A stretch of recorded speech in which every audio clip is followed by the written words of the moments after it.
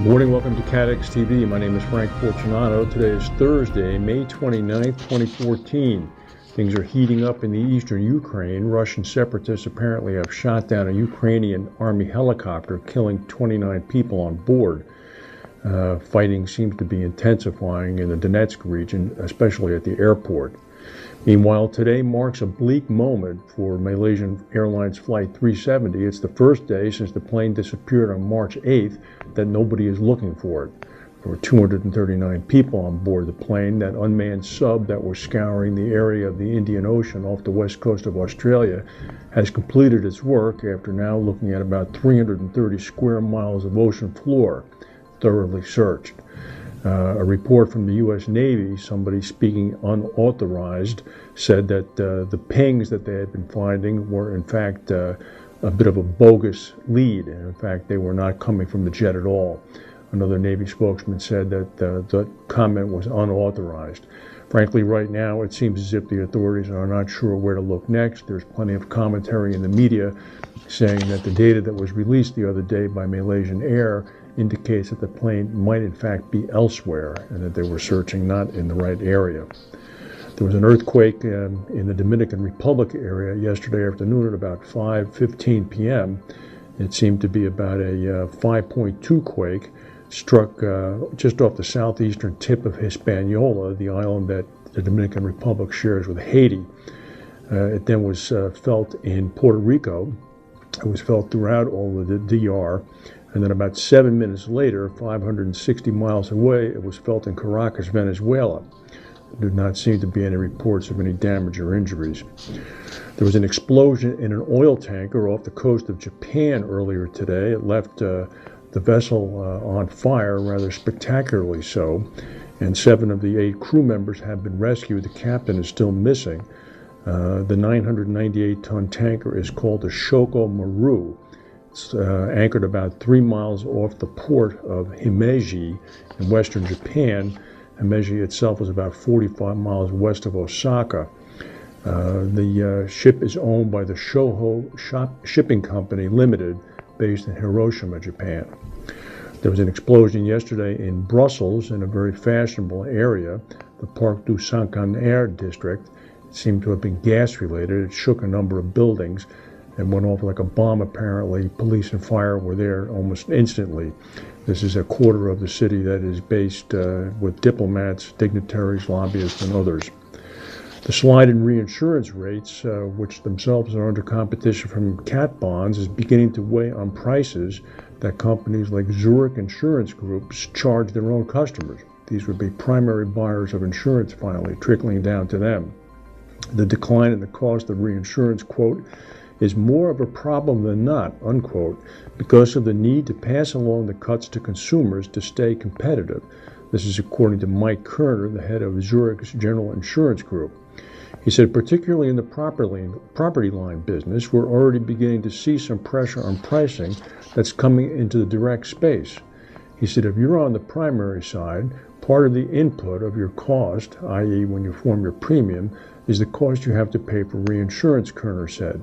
He said if that cost goes down, some competitors will let that savings flow through to their direct pricing, and the end customer will benefit from that. Seems like a good thing. Global insurance rates have dropped in the first quarter of the year under pressure from a continued softening in reinsurance rates, according to Marsh McLennan, the world's largest insurance broker. Japan, as everybody knows, is facing a large deficit. In order to solve that, beginning on April 1st, they increased their sales tax from 5% to 8%. Apparently, it had a bit of a negative effect. Retail sales in Japan tumbled 4.4% during the month of April. Analysts had been expecting a 3.3% drop, but it went about 1.1 points more than that. This is the fastest annual decline since the March 2011 earthquake and tsunami. Here's news that you may already know or suspect. About a third of the world is now fat, and no country has been able to curb obesity rates in the last 30 years. This is according to a new analysis. Researchers have found that more than 2 billion people in the world are overweight or obese. The highest rates were found in the Middle East and North Africa, where nearly 60% of men and 65% of women are heavy. The U.S. has about 13% of the world's fat population, a greater percentage than any other country. China and India combined have 15%. According to Christopher Murray of the Institute for Health Metrics at the University of Washington, who led the study, it's pretty grim. He also said that there's a link between income and obesity. As people get richer, their waistlines begin to expand.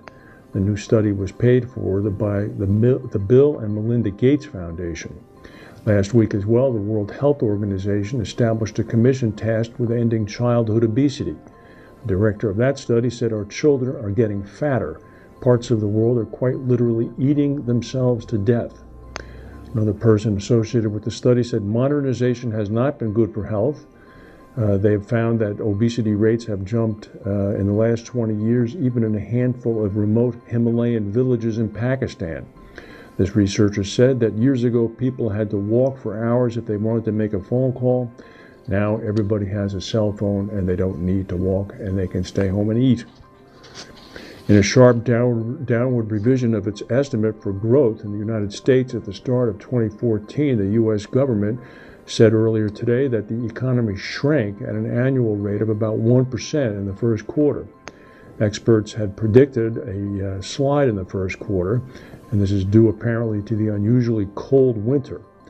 The current quarter growth rate is expected to rebound up to about 3 to 4% on an annualized basis. Speaking of that very cold winter in the United States, it continues to leave a mark.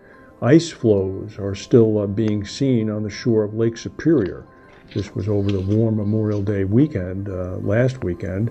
Some of the warmest temperatures of the year drew people to the beach in the Upper Peninsula of Michigan by Marquette. They found abundant ice floating just offshore at Marquette. According to meteorologists, ice this late in the lake only happens every 15 to 20 years.